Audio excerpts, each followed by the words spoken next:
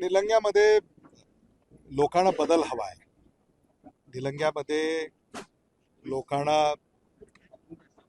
नवी व्यवस्था हवी आहे आणि काँग्रेस पक्ष ती व्यवस्था देऊ शकतं असा आम्हाला आत्मविश्वास आहे.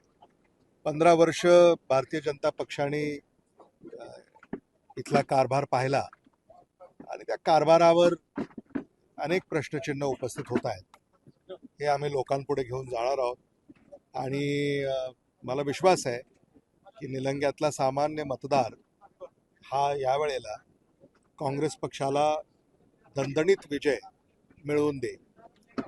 एक काँग्रेसबद्दल मध्ये अंतर्गत एक विषय आपल्याला प्रश्न विचारायचा असा आहे की माजी नगराध्यक्ष सुनीता ताई चोपणे यांचे चिरंजीव दीपक चोपणे म्हणजे दयानंद चोपणे यांनी आयुष्यभर पूर्ण काँग्रेससोबत काम केलं, एक निष्ठ काम केलं. अंत्यविधीने आपण ते उपस्थित होता आणि काँग्रेसचा झेंडा घेऊन त्यांना अंत्यविधी झालेली आहे. अशा एक